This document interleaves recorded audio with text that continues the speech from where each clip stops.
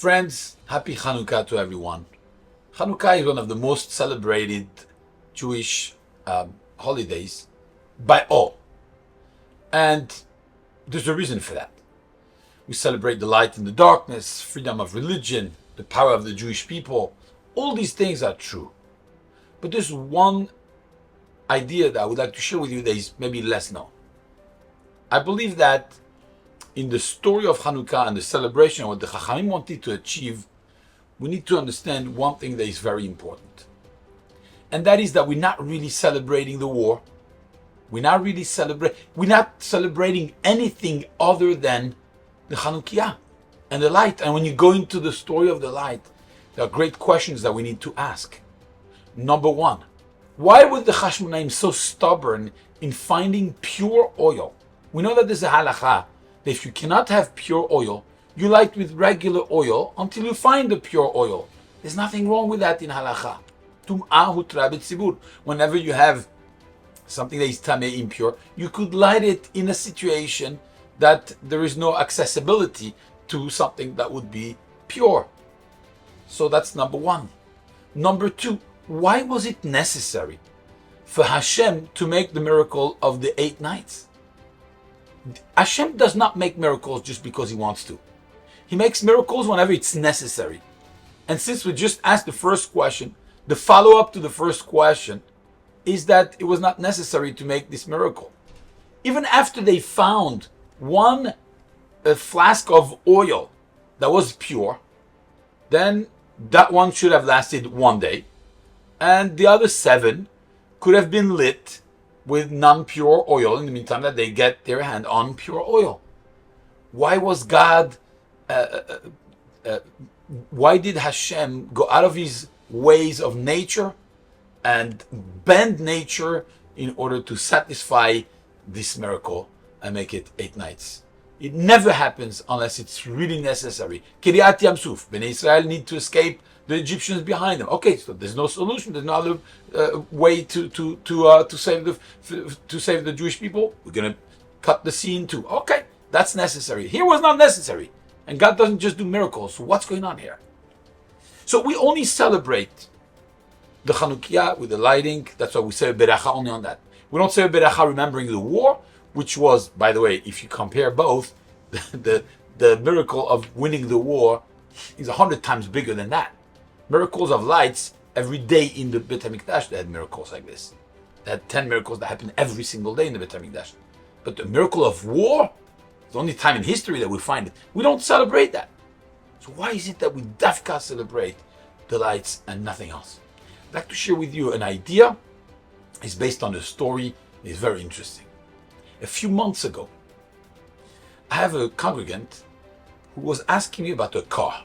He was trying to lease a car from David Hilu, and he's telling me, thinking about this car, beautiful, beautiful luxury car.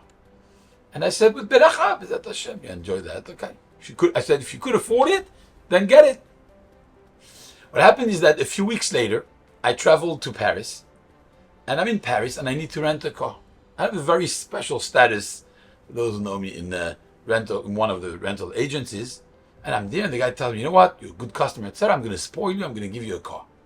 He gives me the car that I was talking to this guy about. I'm driving this car. It's the most incredible car to drive.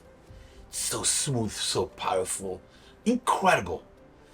But I start feeling a sense of gava. I start feeling haughty, which is inexplicable, by the way. It's not my car.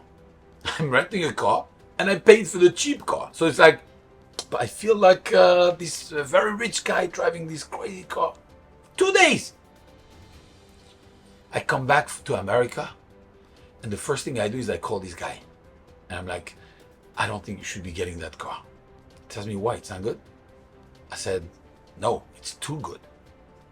I cannot handle the nisayon of ga'ava like this. I cannot take it. It's too much of a test. I wouldn't be able to pass that test. I said, I don't know about you, but for me it would be too much gashmiyut to drive this car. I can't. He tells me, well, I already got it. I said, okay, if you already got it, The Gemara said, you already have it? Then great, deal with it. I said, I don't know how you're going to deal with it, because when I was driving it, I had a very weird feeling. It's too much for me. He told me, I had the same feeling as you. But when I got into the car and I was asking myself, what zichut do I have? I don't have more of a zichut than other people. Why am I driving this car? It's more mechayev. It obligates me, forces me, it obliges me to be more generous, to give more, because I don't deserve it. I said, where'd you get this answer from? It's genius. You don't deserve it, but you're driving it, and therefore it's mechayev you to return, to give more.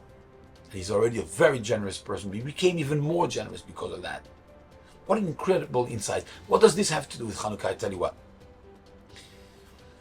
You could find Hashem, you could find me in HaKadosh Baruch Hu's presence in any situation. Even in the most mundane situations. It's harder though. It's easier to find Hashem in a book of Torah, in a book of prayer, in a Bet Knesset, in doing an act of chesed, than finding him in a nice building or in a nice car. But it's doable, you could find him. And maybe that's what Hanukkah is teaching us. If it would just be the story of the war, the story of the survival of the Jewish people, we already have Purim, we already have Pesach for that. What is Hanukkah adding? About winning a war? We're going to have thousands of war and Hashem is with us. And sometimes Hashem decides one way or another. But that we learn already from other Chagim. But when Chachamim saw that, HaKadosh Baruch Hu went out of his way and he made a miracle specifically for the lights. What is he saying? In everything, even when you don't need the Kedusha, you could find the Kedusha.